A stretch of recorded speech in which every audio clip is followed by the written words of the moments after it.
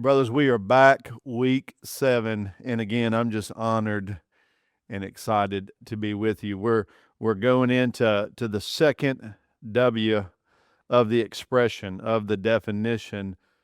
God's man, a real man. He loves and he protects God's woman. Let's recap real quick about the 4 life-giving responsibilities of timeless manhood. Right? God's man, he courageously follows God's word, and he follows it unto obedience. We talked about that last week. This week, we're going to unpack loving and protecting God's woman. Next week, we're going to talk about excelling at God's work. Everything we put our hand to that's good and holy and ethical, man, it's a holy work. And then we're gonna finish up talking about how we better God's world. We're going to leave this thing better than we found it. And I got to be honest, talking about loving and protecting God's woman is probably, of the 4 W's, it's most difficult for me, simply because I spent the majority of my life not knowing how to respond and really not knowing how to respect women. Remember when we talked a few weeks back that a guy that's raised by a mom, or a guy that's raised by a single mom. I had a dad in the home, but remember, I'm a functional orphan, so my mom basically raised me. Men that are raised by women will typically do one or two things as they get older. They will either become codependent upon women, or they'll take advantage of women. And that's what I spent the majority of my adolescence into young adulthood doing. I was a terrible womanizer. I did not know how to treat God's woman. As a matter of fact, this W in Better Man, and being a part of this Better Man journey, this section right here has probably done more for me, my walk with God and my relationship with my wife, than anything I've ever done. So I'm not just the hair club president. I use this stuff every single day. Man, I want to win with my wife, and I want you to win with your wife. I love what the great reformer Martin Luther said. He said, "There is no more lovely, friendly, or charming relationship, communion, or company than a good marriage." A good marriage, and I'm living testament to that, brothers. So here's the thought I want to begin with. Before she was your girlfriend, your fiance, your wife, she's God's daughter. Like you, she's created in the Imago Dei. She is created in the image of God. And because she's God's daughter, she is worthy of all honor, love, care, and protection. I used to joke that the day Allie married me was the greatest day of her life. But the reality is, it was the best day of my life. You see, what makes my wife special isn't that she's married to me. What makes her special is that she belongs to God. That's what makes her special. And on your wedding day at the altar, when you say "I do," God is giving you his daughter to steward. And men, I know if that's the first time you're hearing that, that can be heavy. God is giving you gifts and talents to steward. You've heard about the parable of the talents, right? What if I told you that that's could be just as much about marriage as it is about money? God's giving you his daughter to steward, and what you don't want to do when you have to return her to God is say, "Well, here she is, God, at least I didn't break her." That's what you don't want to say. No, he's given you his daughter to steward, and you want her to grow in godliness. You want her to grow in Christ-likeness. You want her to grow because she's married to you. She should be growing not in spite of you, but because of you. You want to be what we call a life-giving husband at Better Man, not a lost one. I want you to look right there in your workbook. We got the husband scale. On the left, it's the lost husband. Lost is the word that goes into that blank. On the right side of the scale is the life-giving husband. Now watch this. The lost husband thinks he knows women and he guesses. That's the word there. He guesses. He guesses about how to live with his wife as if he's on some type of game show. That's a terrible way to live. Proverbs 14:12 tells us that there is a way that seems right to a man, but that way ends in death. Let me tell you, guessing about how to live with your wife is going to end in death. Sometimes it might even feel worse than death. Right? The life-giving husband, though, the right side of the scale, man, he knows that he doesn't know everything. But he wants to. Why? Because he's a learner. You heard us talk about week 1, man. A real man's motto is growth to the grave. As a matter of fact, the root word of disciple means learner. If you are following King Jesus, you're a learner. So the life-giving husband's a learner. Man, he's humble and he seeks out help. Help is the word there. He seeks out practical advice. That's the word there, advice on how to be a life-giving husband. I love what 1 Peter chapter 3 verse 7 says. Husbands, live with your wives in an understanding way, or maybe your translation says according to knowledge. The worst translation is the NIV, and I'm not hating on the NIV, but it says be considerate. That's not what this is about. When Peter says live with your wife according to knowledge or in an understanding way, he's not saying be sure you open the door for her, which you should. He's not saying that you need to have the ability to wine and dine her every night, which wining and dining her every now and then isn't a bad thing. This, brothers, is about exploration. Man, this is about finding treasure. The actual Greek word says katanosis, which describes an interactive relationship. You're to explore your wife in an understanding way. You're to be inquisitive. You're to look at her as just a great piece of art, a work of art. She is God's poema. And you get to learn new things about her. You get to discover her hopes and dreams and desires and wants. And it doesn't matter if you've been married 4 days or 40 years, man. You need to know, you need to learn your wife. I tell men all the time, the best thing you can do once you get married is strive to get a PhD in your wife. Man, that's what a life-giving husband has. A lost husband gets a GED in his wife. A life-giving husband gets a PhD in his wife. Come on, you know what I'm saying. And somewhere on this husband scale is you. And let's just be honest. Let's take a moment. We can sit in a little bit of awkward silence. Just take your pen, take your pencil, whatever you got, and maybe just put a dot, put a point where you think you are on that scale. You don't have to show anybody. Maybe you will. Maybe you'll be a little courageous at the end and you will. But maybe just mark where you are right now, where you think you are on this scale. If I was to give you a quiz about your wife, what do you think you'd score? Well, let's help you get an A. I know C's get degrees, but brothers, we want an A in understanding our wife. So let's talk about God's daughter.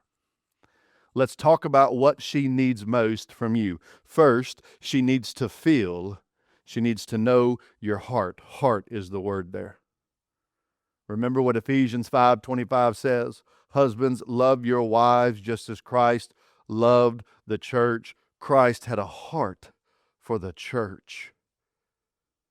As a husband, you need to have a heart for your wife, and she needs to know your heart. I love what T. Tola said. To love is nothing. To be loved is something. But to love and be loved, that is everything. Keller said it a different way. To love someone and be loved in return is everything. So priority number one for every husband is to make sure your wife feels loved.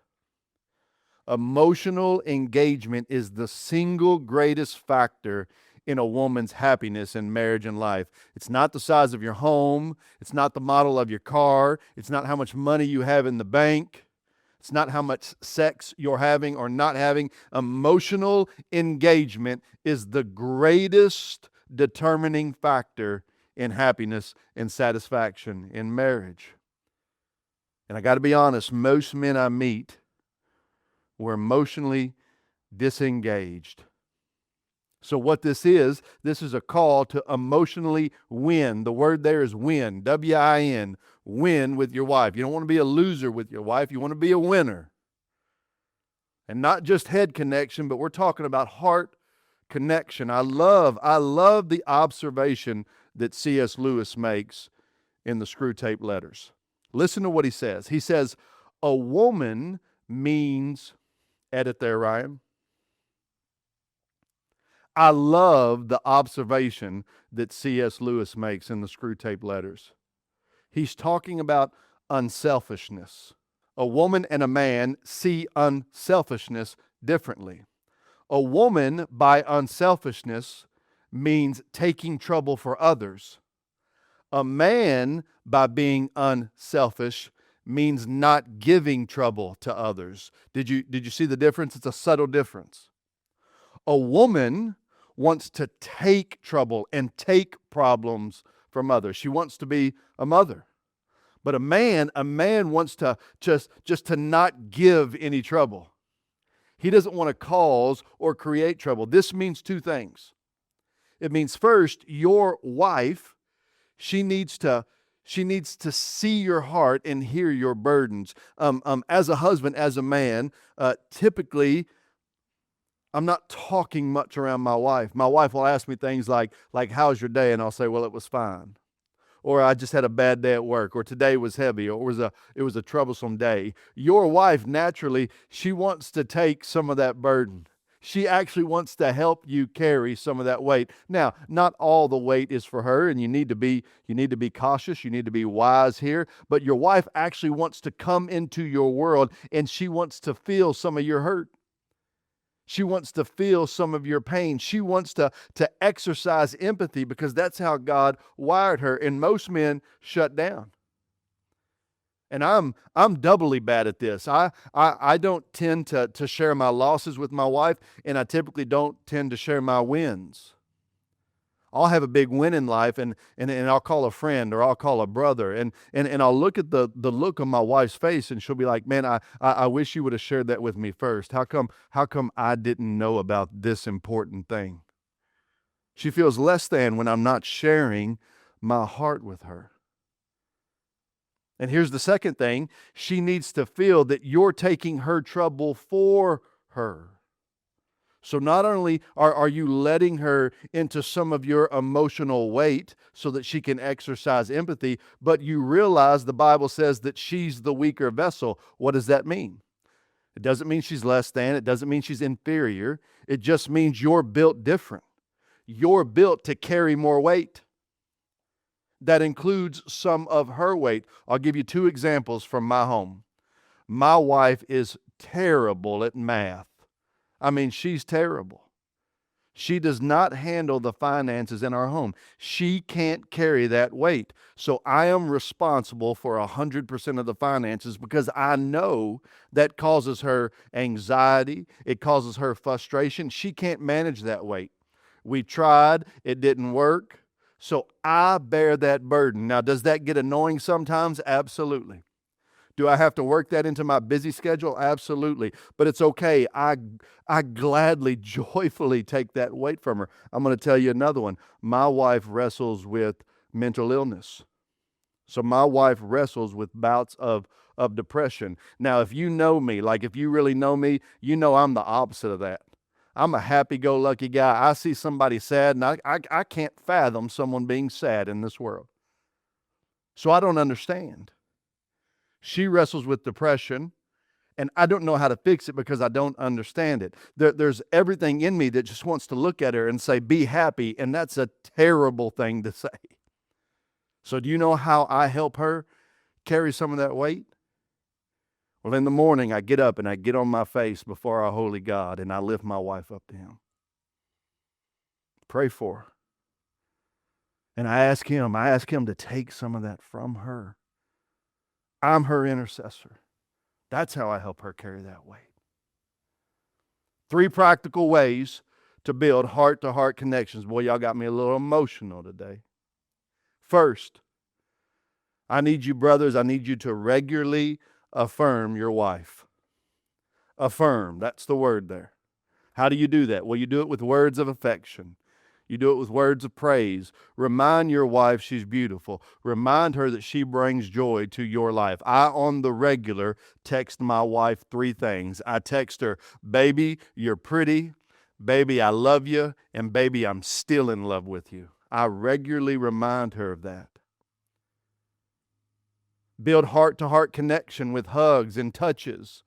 Little soft touches of affections, listen, that always don't lead to sex. If you're only going to hug your wife and give affectionate touches because you want something on the end of it, then it becomes cheap. Don't be cheap.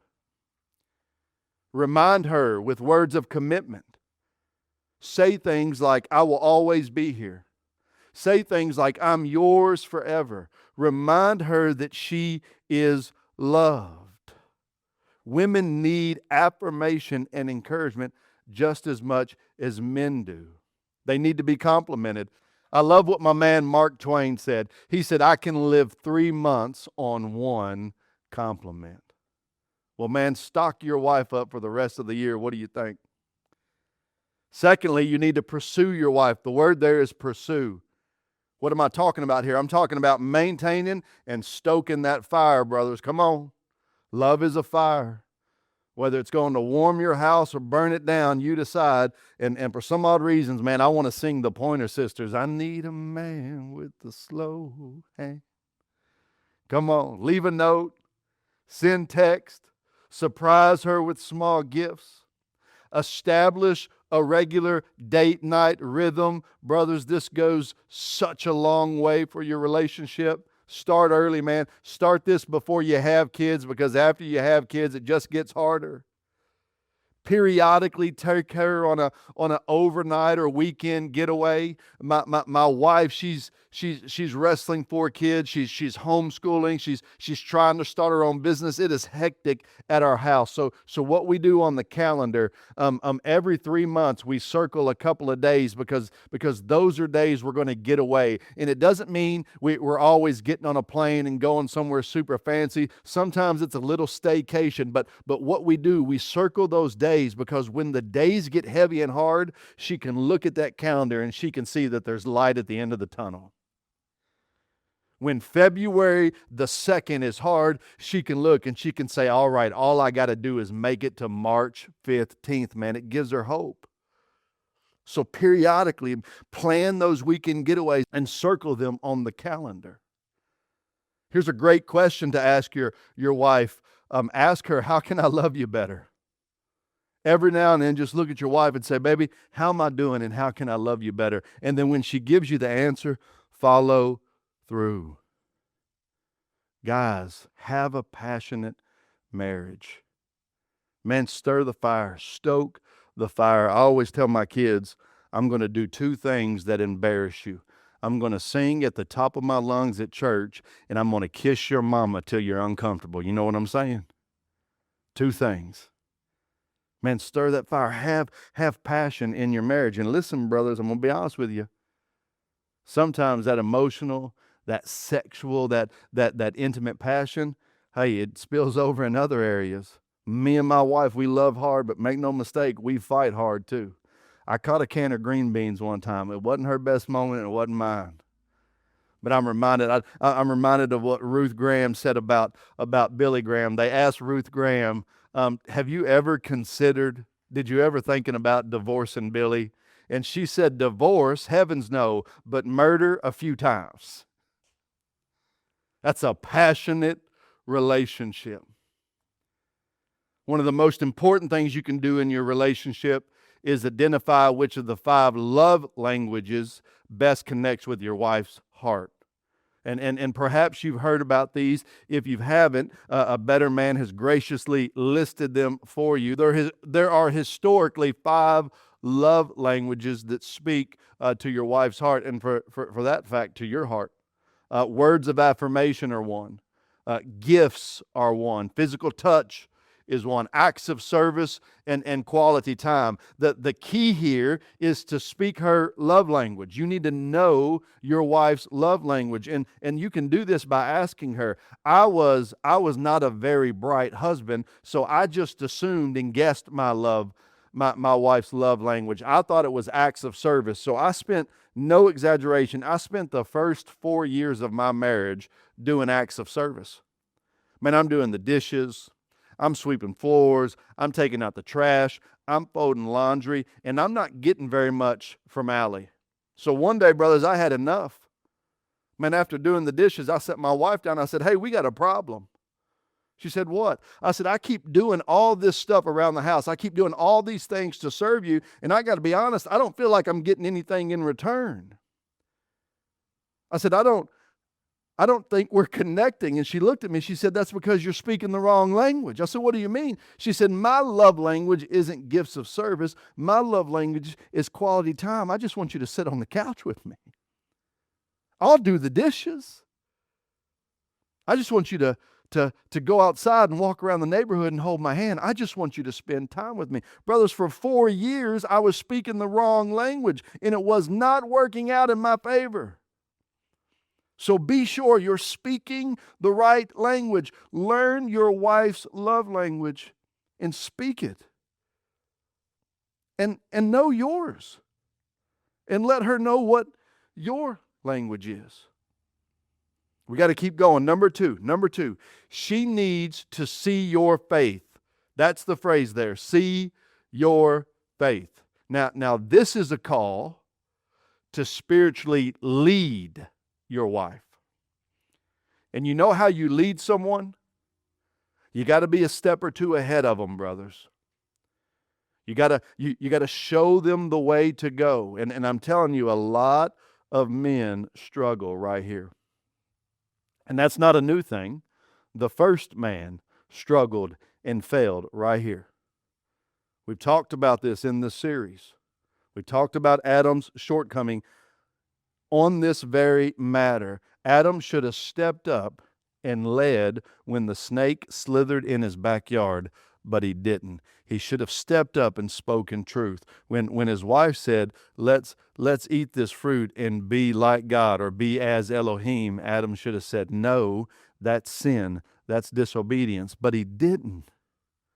Man, he just abdicated all responsibility. He just abdicated all leadership. And then to make it worse, after they failed, he turned around and he blamed his wife. And we may laugh about that. We may think that's funny. Do you know how many men I see do that on the regular? And can I be honest? Can I tell you how many times I've done that?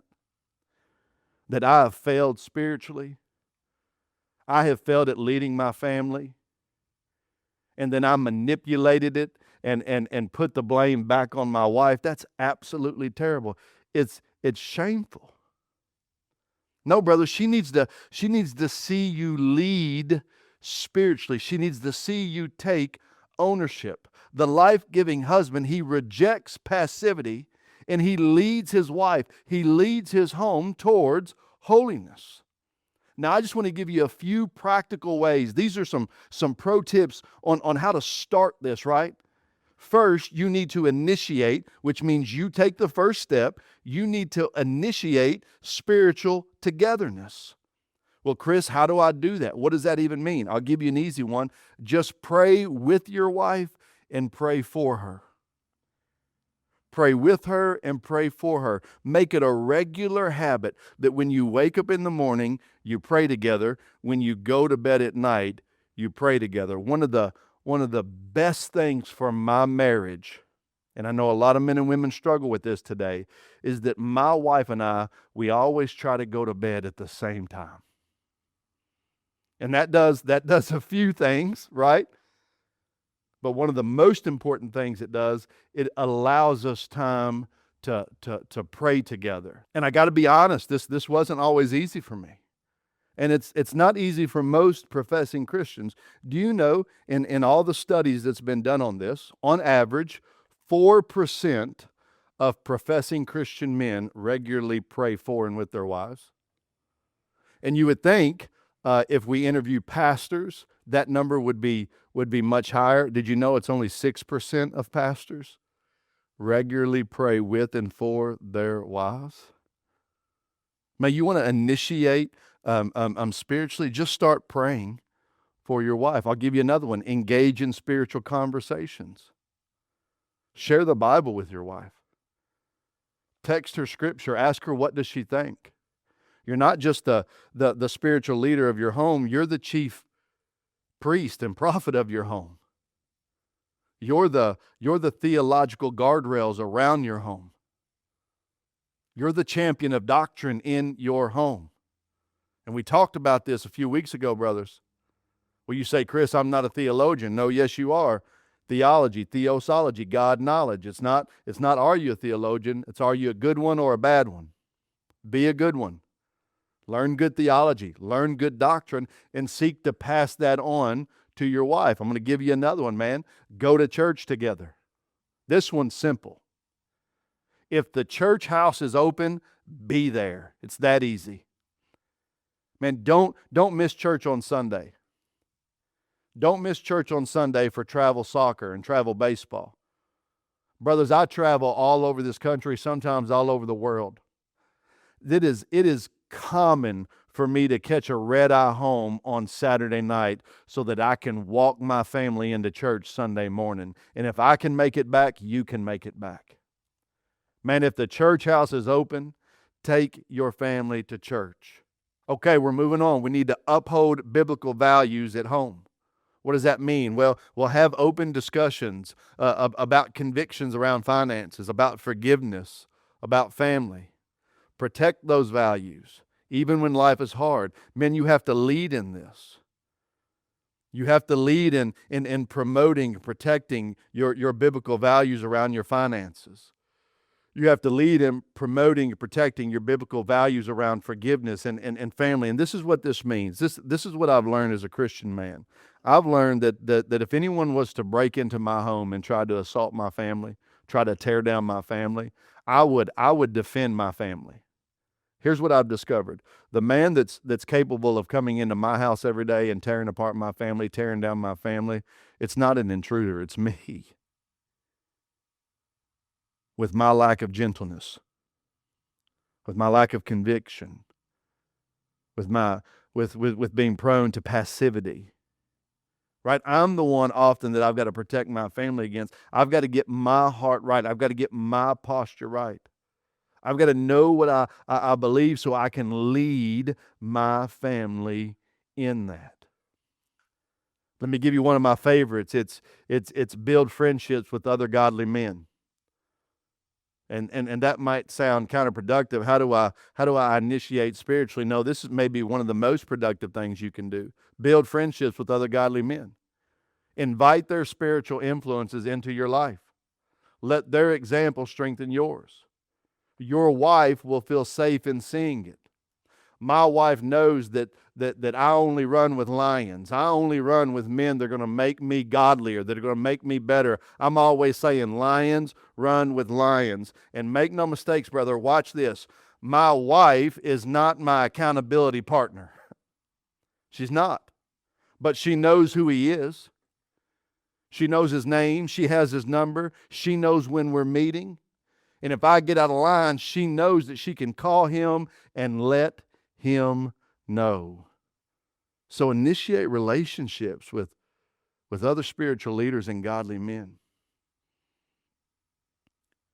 This one's good. She needs the freedom to choose. The phrase here is freedom to choose. This is Ephesians 5:28 and 29. Husbands, provide and care for your wives. Brothers, you are the provider. You're the provider. This is a call to financially liberate. The word there is liberate your wife. What do I mean by that? Well, when a man provides faithfully, he creates freedom and options for his wife's calling and peace. Now, does this mean your wife can't work, that she has to stay at home? Not at all. That's not what this means. There was a season in my life that I was a church planner. My wife is a sign language interpreter. She made infinitely more money than me, and in that season, I was grateful for that. But let me tell you what my wife didn't do. She didn't outwork me. She didn't out-provide me, because it's more than just finances. It's physical protection. It's emotional stability. I was bringing a lot of stuff to the table. And in this way, the husband is the difference maker. The word there is difference maker in his wife's life balance. Financial faithfulness communicates care and leadership, not control. Even if provision is limited, the effort itself builds trust. Now, I want to give you two thoughts for the modern man. Let's talk about the modern man, okay? Pew Research tells us that the share of married women who earn at least as much as their husbands or more than their husbands has tripled over the past 5 decades. So I want to speak to the men listening who outkick their coverage, right? Your wife is a financial rock star, man. She's crushing it. You need to hear me say this. Your wife may bring home the butter, but you're still the bread. You hear me? You're still the bread. You are not a placeholder. You are a pillar. Don't outsource your leadership because your wife out-earns you. Money doesn't make the man. Mission makes the man. And your mission is to be the protector and provider of your home. Stand up. Lead spiritually, emotionally, physically. Provide direction even if she provides the majority of the income. A home without male conviction collapses under comfort. You don't need the biggest paycheck to have influence. Stay in the fight. Your family's future depends on it. Now, watch this. That's very few men. For those men who are underperforming and under-delivering, which may be a lot of you, hear me say in the most loving way, you need to get to work. Your wife should not have to pull double shifts because you don't pull your weight. I'm going to say it again. I love you, brother. Your wife should not have to pull double shifts because you won't pull your weight. And watch this. Any man who has to ask his wife for lunch money dies a little inside every day. You hear me? I don't care who you are. Any man that has to ask his wife for lunch money, he dies a little inside every day. I see it over and over again. And I want to give you a warning. Because I strongly believe that if a woman wants to stay home, she has that right.